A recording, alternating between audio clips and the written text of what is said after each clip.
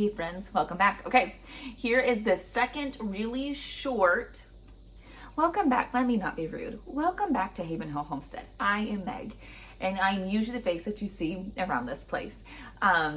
Just because, one, my kids don't want to most of the time, and two, my husband's at work. So, I'm Meg.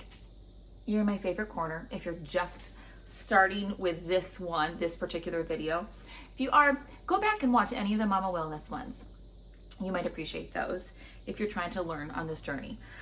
Okay, and if you are new, I said in the very first one in this series that I am a mom who is very, very involved in my kids' health because of our story, of which I'm not going to go into right now. But for about the last 15 years, we have chosen a natural route very intentionally for our family's first line of defense. I always say this, I am not a doctor, do your own research, consult a doctor. However, these are the things that I'm sharing are things that have worked for a very long time for us. And always know your threshold of when it's time to go see a doctor. That is very important. But also, know your body so well that you know clearly what that threshold is. As a mom, I know my body and my children's body very, very well. I try to pay attention to lots of things so I know the right questions to ask them and how they're really feeling and at what point I need to take them in. Okay, so my very first video was the bee sting video. Now I'm going to do poison ivy. Now I'm going to talk about poison ivy from a natural point of view, and then I do very specifically for one of my children, I have a threshold that I watch for, and then he goes into the ER, of which he has been, I think the last time he was in the ER, it's either last summer or the summer before, and I'll explain why.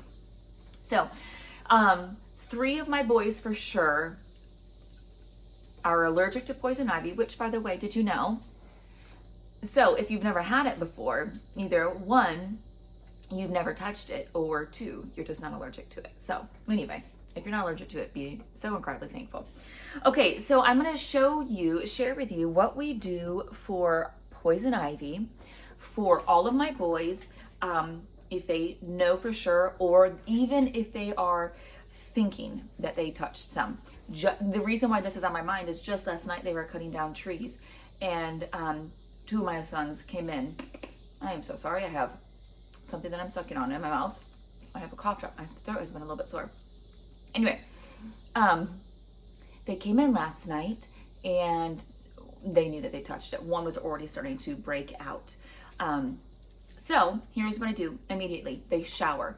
They shower and they use either Dawn dish soap on their body to cut oils, or I think it's Ivory. I've just been using Dawn dish soap for the last couple years because it's simple, but you need something to cut the oils. And by the way, poison ivy, you can still get it if it's dormant, if it's in the wintertime, the oils are still present. There really, in my mind, is no time that my boys should ever try to touch poison ivy, no matter what the season is. The leaves are poisonous, the berries are poisonous, all of it is. So I just tell them to stay away from all of it. I've identified it on all of our trees for our children. We do have a lot around here. So they all know how to identify it themselves. So they shower immediately. They with Dawn dish soap, which yes, will dry out your skin, but it's going to try its best to get the oils off. And then I start giving them rounds of Rust Tox. Rust Tox is homeopathy. Do your research on it. I've read for many, many, many years about homeopathy. And I have lots of books about it. If you want recommendations, let me know.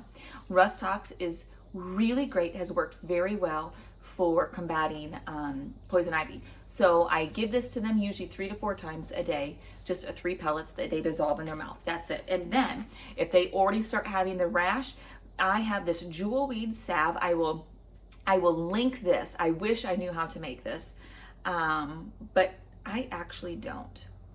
It is jewelweed, safflower oil, beeswax, and then essential oils like lavender, eucalyptus, cedarwood, rosemary, vitamin E.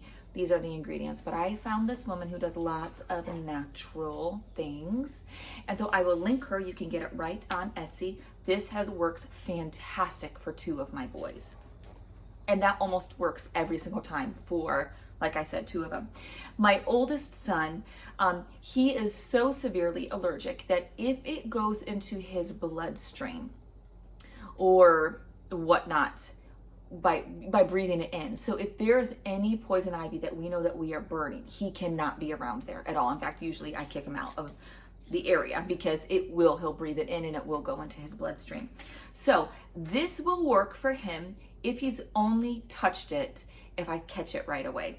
If something has been burnt with poison ivy, it does not work, and I have a steroid for him that he has gotten at the emergency room, or in the emergency room, and a prescription from our particular doctor. In fact, one time I didn't even have to take him in. He just prescribed it over the phone, which was super helpful because we know we've been through this route many times with him. So that when it gets into his bloodstream, it actually can become very dangerous, and that is when we start the steroid immediately. Sometimes a little bit of Benadryl will help while we're waiting, but usually we have some crazy hair, don't we? Usually we can get it right away. So that is how we handle poison ivy. Shower immediately, Dawn dish soap, or like I said, some people use ivory soap, rust tox, your homeopathy, and then this jewel weed salve that I get online, and I will link all of that. So anyway, what do you guys use? Have you found anything that has worked naturally for you or your family when it comes to poison ivy? Leave it in the comments below. I would love to see it, hear it, read about it, anything. So, all right, have a great one. Stay tuned for more of these. You might see me in the same outfit.